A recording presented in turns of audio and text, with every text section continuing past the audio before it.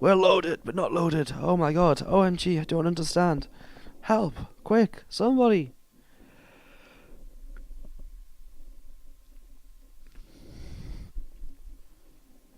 Oh man. Let me stretch out a bit. I need to stretch out a bit. Not my day. Should I put the lights on? No, it's so cold now. I feel like I should put the lights on to warm the room up a little bit. You know?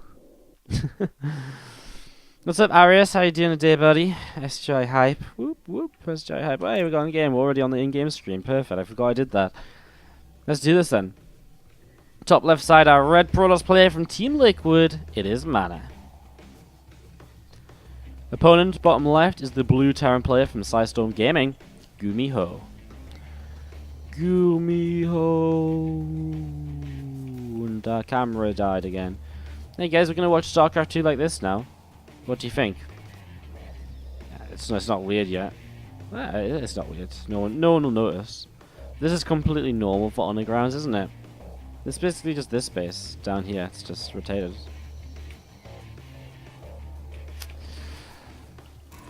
Alright, let's fix this up. So, another best of 5 here. This is the second match of the day. Second match of Group D.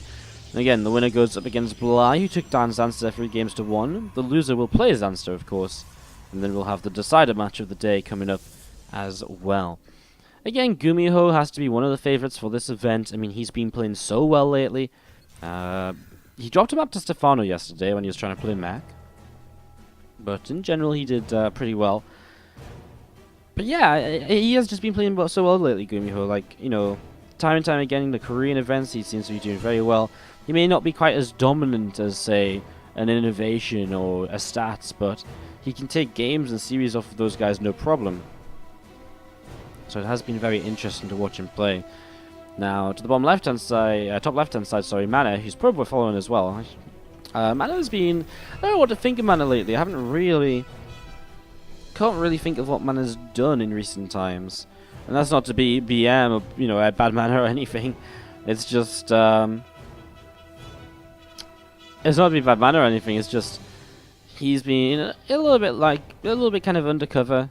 Don't know, why did he finish up at WCS Austin, actually? Where did he finish at WCS Austin? Sorry guys, the game sound will cut momentarily while I go find out. He made it a group stage 3, didn't he?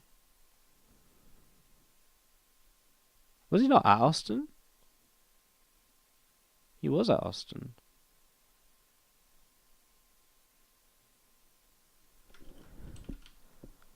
Yeah, I cast him at Austin. Yeah, he went out of group stage. There he is. He went out to Major and Lambo. Yeah, sorry about that, guys. I was a little bit like, huh, what? I was like, couldn't remember. Yeah, I remember casting him, of course. Of course he was at Austin. Yeah, he went out in group stage 3, which isn't bad. I mean, going out to Major and Lambo is, again, that's one of those groups where one of those guys is going to go out, and you probably don't expect any of them to go out so early in the event. In terms of online events, he's probably been playing in some which I just haven't been following as much. I don't cast many European online events other than Go for SE2, and in Go for SE2 we haven't really seen him doing too many bits and pieces. A little bit of a lag spike there, hopefully something that doesn't persist. As we do see the Cyclone. On the way out from GuMiho, we've not really talked much about the game. That was a... Did the Adept die? I thought it shaded away. I really thought it shaded away. Anyways, we're going to see a Cyclone popping out. Another one on the way, 2 more Marines. And Medevac going to lift up a Widowmine and Marine, so... It's actually very aggressive from GuMiho, just one base play from the get-go here. Actually, I probably should have talked about that a little bit, shouldn't we? Moving across the map then, this Oracle has already popped its Pulsar Beam once, which means its energy will not be the best. And now it's flying around the middle of the map, still with Pulsar Beam active for a little while. Widowmine's going to burrow here, and Probes will have to pull away, but the Widowmine shot will get to. Now Marine's unloading towards the side. Is there no mothership call? MaNa's just not ready for this at all. Oracle will be actually dealing quite a lot of damage here. Will be able to clean up. Wow, he's actually going to clean up everything. The Oracles. What? Wow, MaNa. This game's catching me a little bit off guard. That was a little bit weird. That was a little bit strange, actually. You can see the Marine and the Cyclone will fight this Adept. I mean, the Oracles are still around. He's got energy to come in and fight this. Alright, GuMiho still picks off 9 workers. He's got more units coming across the map. Still no expansion, by the way. So GuMiho is going to keep on attacking and keep on trying to kind of just win this in the very near future. Phoenix will come in. Oracle will kill off a Cyclone now, but another Cyclone comes in. This Viking here too locks onto the Phoenix, this new Cyclone, and that will just help to push it back. A new Adept will also be killed right now. Still no Mothership core for MaNa. Is it just not worth the 100 gas, do we not think? I'm not really too sure. Marines will fight this Oracle, which was low on health initially, so they will be able to win out that battle. Viking pulling away from the probes. GuMiho's continued aggression is slowly working out for him. The Phoenix uses a lift to save the day, but is it actually saving the day, or is it just too little too late? Another Viking arrives again, will be nice on the ground, as MaNa is just in so much trouble. GG. GuMiho, 5 minutes in, and he has taken game number 1. Just like that. Did I press the wrong button? I think I pressed the wrong button. Interesting. Let's go into this then, guys. Game 2 of the series. Not sure why MaNa didn't build the MSC. I guess the thing is, he feels as though he'll get more value out of making another Phoenix than the Mothership core once the attack has already started. Because when the Mothership core pops, it's only going to have one overcharge. And if the guy is already in your base, well, that's sort of the issue. The thing about kind of the overcharge is it's very good at stopping units from ever getting into the right position if you can hold a ramp or something. But the fact that GuMiho was already in his base, like, one overcharge is so easily avoidable. GuMiho just doesn't attack into that position. He'll just look for trades elsewhere. So I guess the Mothership core probably would have been a waste. It's just a surprise to not see it built in the first place. MaNa cutting some corners, and against a one-base play of GuMiho in game 1, well, it worked out exactly as we expected it to work out. Not very well at all. I said that was a bit of a long-winded way of saying it. Anyways, let's go into this and see what happens. Top left-hand side from Systone Gaming, one of the favorites for this tournament. It is GuMiho. He's up 1-0 in this best-of-5 series now. And to the bottom right-hand side, his opponent in red. It is Team Liquid's MaNa. Not someone you often see in red. You usually see him in blue, that liquid blue. Although, to be fair, now and then we do you see the Team Liquid have a pink jersey now as well, so that's just a little closer to the red here. Anyways, we set on up and look to see how we'll develop as a Reaper on the way out from GuMiho, and just going to be seeing him looking for an expansion this time around. So obviously, completely different to what he was going for on Honor Grounds. I mean, Honor Grounds is a cool map to do something like that. You can deny the scouting early, you know, and as you just, you know, as you deny the early scouting, from there you can get quite a lot done actually. So you deny the scouting, and then you just move on forwards.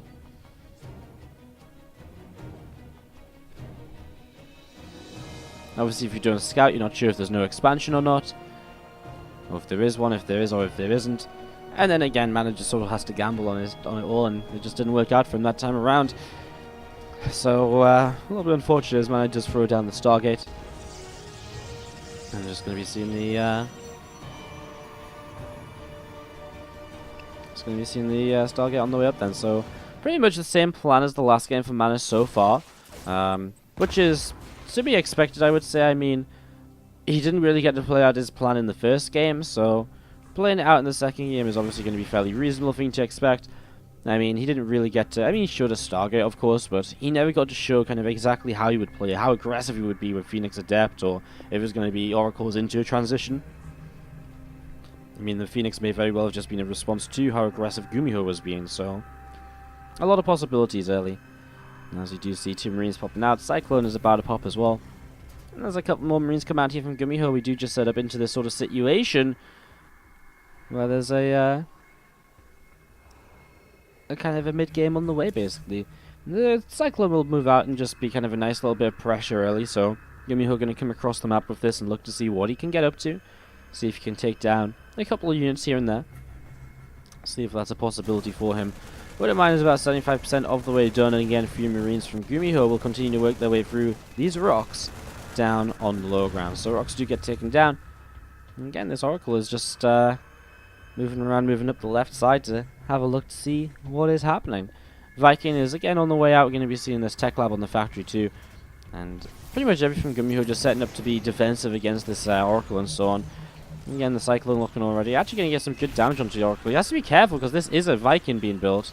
If he isn't careful in the near future, he could very well lose that Oracle. Already the Cyclone did quite a lot to it over the last few moments.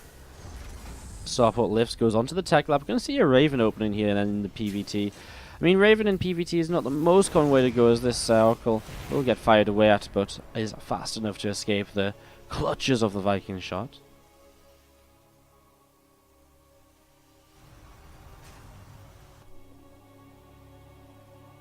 MaNa never made BlizzCon. I never said he made BlizzCon. I said he got second place in WCS, which is true, right? What do you think I said? Did I say something wrong? I know for a fact MaNa didn't make BlizzCon. The only person to ever make BlizzCon was Lilbo, and then there was Naniwa that time, right? Was Naniwa not a BlizzCon participant one year?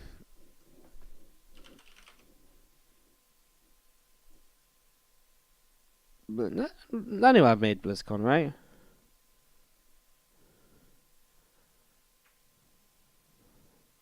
Did you not?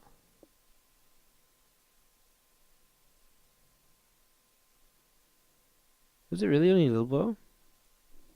Was Naniwa really close to making BlizzCon? I can't remember. Anyways, whatever.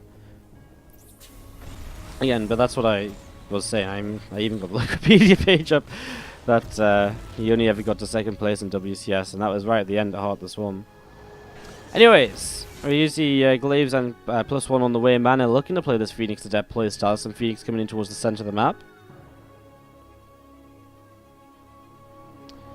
I'm just going to be seeing the a couple of Adepts coming up top, looking to see what they can get up to and looking to see if they can apply some pressure. So Phoenix going to come forwards here, and we're going to see one of them getting shot down almost right away. Point defense drone comes down as well. I'm just going to be seeing the again, the Marines just trying to do a little bit more. That Viking still firing away at the Phoenix here, trading out quite nicely, and well, Phoenix actually going to turn around to try and be a little bit more aggressive, and will be able to push that Viking away now, back in towards the base, just a little bit further. Ooh, he's just lost. Did he lose 2 Phoenix to kill a Viking? He's lost 3 Phoenix this game. That's really not so great. That really isn't so great. Because the Phoenix count is important. You need a lot of Phoenix. You really do need a lot of Phoenix, otherwise you do start to run into a lot of trouble in the early stages or into the mid game. Because the Phoenix are a key part of the composition. There's a reason that you don't just go mass Adept on their own. +1 armor on the way up now as well. Actually, MaNa has a nice little upgrade advantage window over GuMiho, whose +1 weapons is still kind of a good, like half minute at least away from finishing here. Rubber facility is going to be dropping on down. As we see MaNa getting extra gates as well. His third base has been set up behind all of this. I appreciate maybe wasn't keeping on top of all of this myself, as was trying to look up Wikipedia things. As those Phoenix coming through, we are going to see the Raven getting shot down. More Marines pushing forwards as well. And those Phoenix just getting pushed down to the south side of the map. Another scan drops as well. And here we go, Marines tank siege.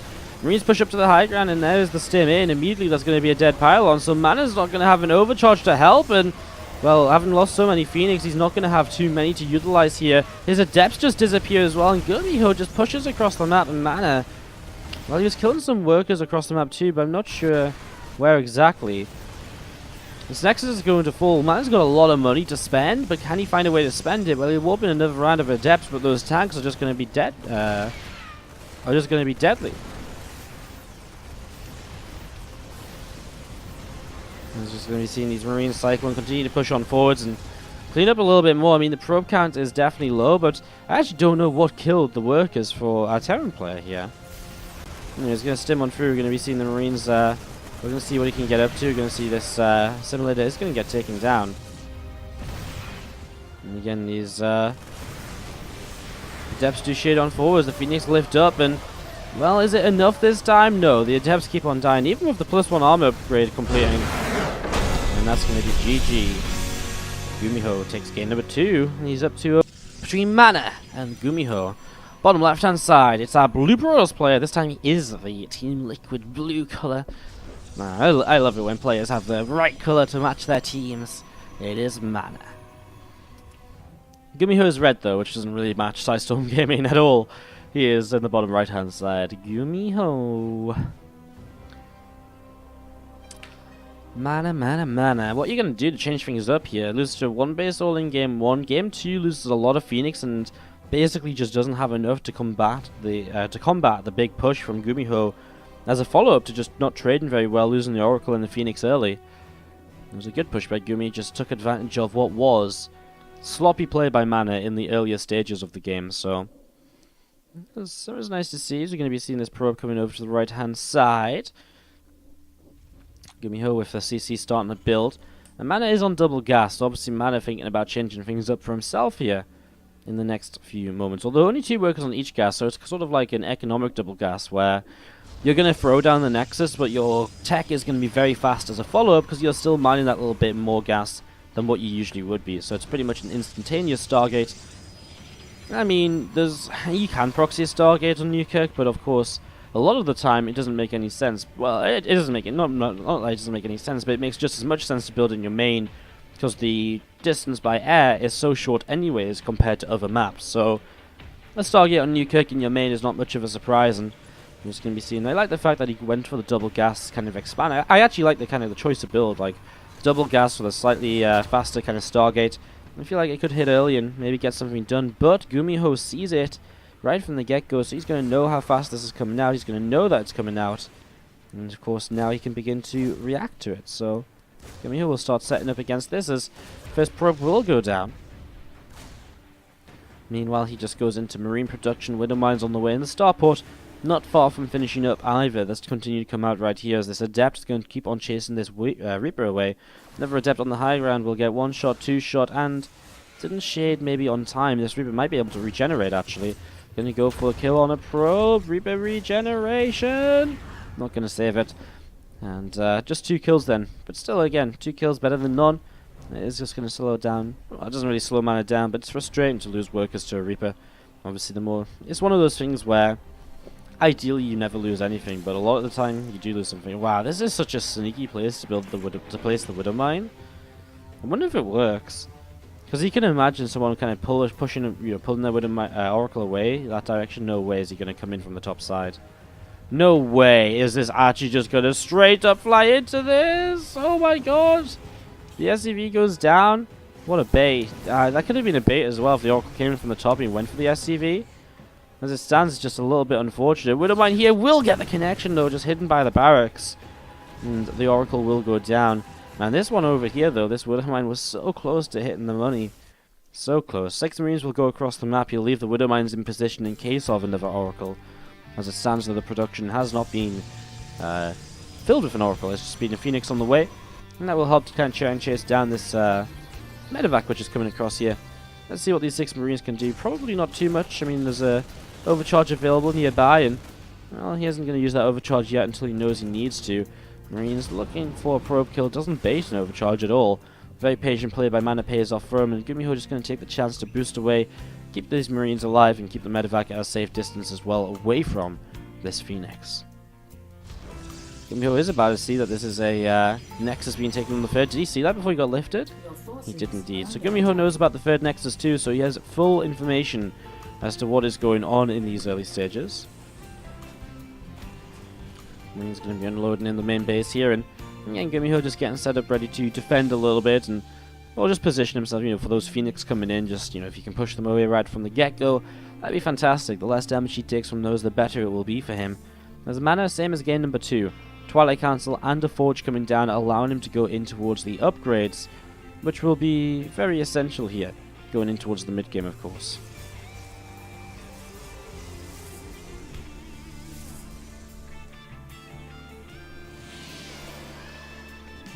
So there's the glaives, there is the +1. +1 in the meanwhile from GuMiho also starts up.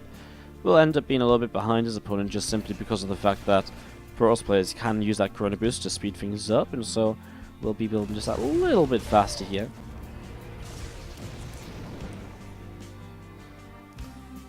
Pushing across the map, a couple of Widow Mines, some Marines. Stimpack is actually pretty close to finishing, about 40 to 50 seconds away. And again, those Adepts from MaNa just spreading out already. Phoenix actually going to stay across the map and look to pick off reinforcements, and he will actually get 2 Widow Mines, which is a fantastic start. It's a nice little pick off to slow his opponent down. Widow Mine's going to burrow over here. He is going to get a big connection. The big connection just being 4, maybe not quite as big as I thought, but it's 9 mining time, forcing the cannon to be built. And those Widow Mines very successful so far. Sending up more Widow Mines over here now. Obviously, MaNa is expecting the attack towards the third, maybe not expecting GuMiho to just run straight up in towards the natural. Stim is what? 10 seconds away. It's very, very close. He's going to lift up now, pull it away. Again, utilizing those Widow Mines as a position to just stay safe in. I guess kind of stop the kind of turret crossbow coming after him in that direction. This medevac will go down as it was just left behind there momentarily. Widow Mines went off again though. It's another bunch of kills. A whole bunch of damage being done. One Widow Mine went off over here, and well, it looks as though these Phoenix are going to get the kills they are looking for in the end. Well, Marines are stimming away. Medevacs need a boost. This is another one. MaNa's actually cleaned up nicely. GuMiho being a bit overly aggressive here. This Widow Mine going to unburrow, reburrow further towards the mineral line, and just try and get more damage done. Oh, somehow it goes off just as he gets lifted. Liberator over in position here as well, has been waiting patiently for the correct moment to move forwards. Wants to move into position when the Phoenix are out of position, right? You know, you don't want to fly into the main and siege up right when the, what was that, 4 more workers here? Really? Wow, MaNa's just losing so many probes. You don't want to fly the Liberator into the main base when the Phoenix are on their, you know, MaNa's side of the map, because it's just going to go down super fast. Fly in when the Phoenix are harassing and trying to, you know, hit your own mineral line. All of a sudden you know for a fact that it's just going to be so much longer until enough units are there to really clean that Liberator up. As pushing in right away, we're going to be seeing 1, 2, 3, 4 drones going down, SCVs, sorry. And it's, again, good harassment by MaNa to just try and keep himself in this, because he has lost a lot of workers himself, so killing off some workers of his opponent will just slow him down and, again, keep MaNa kind of competitive in all of this. One Marine on the exit is going to see this drop comes in. This medevac not die earlier? Like, how did this get back here? More probes going down once again. The Liberator obviously being a part of this in the main. And it's again very good, just multi-pronged harassment by GuMiho to keep MaNa busy, keep him kind of moving around, and keep him in a pretty tough position throughout these early stages of the game.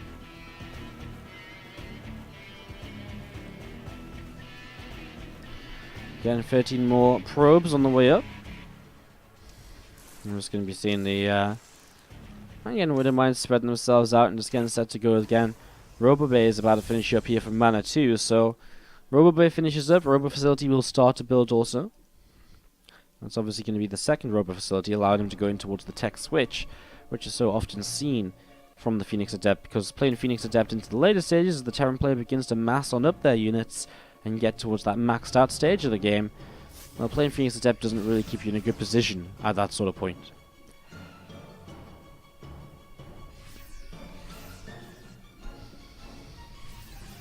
Again, we're just going to be seeing the Widow Mines position now. GuMiho a bit more defensive than previously.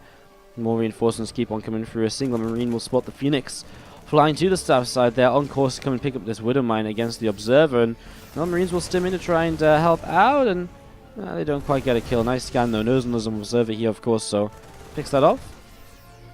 And still, these Phoenix just looking for opportunities, trying to keep the Terran player busy. Slow GuMiho down. Not doing anything too drastic or too crazy.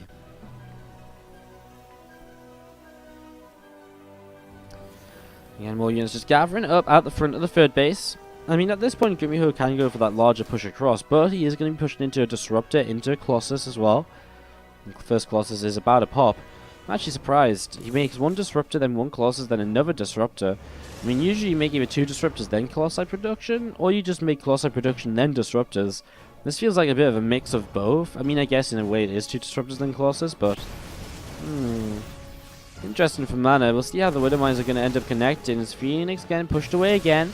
First Disruptor shot here is available. He'll just stim onto it. He doesn't even get a chance to try and fire. Phoenix are going to start lifting up Widow Mines. More Widow Mines stimming, just moving in towards the front. This one Colossus right now is not really going to be doing enough as MaNa. Well, there's another Disruptor shot from him to try and keep this going. GuMiho just looks to re-engage almost instantly. Marauders at the front will target the Colossus now. It's been doing a lot of damage to that Colossus. Now it will do no more. Overcharge here. Marines just going to pull out of overcharge range. Just sort of fight from a distance. Pick off whatever Phoenix he can. And again, it's going to be seeing a few more units just on the way up and getting ready to go into this. And again, just going to see the Widow Mine getting picked up. Again, more Marines and Marauders pushing through the center. Is there enough here for MaNa? He's got a Disruptor. He's got 2 Immortals being produced. I mean, they'll come out quickly, but are they going to be as effective as some of that other tech you could have gotten off the Robo Facilities with that Robo Bay available?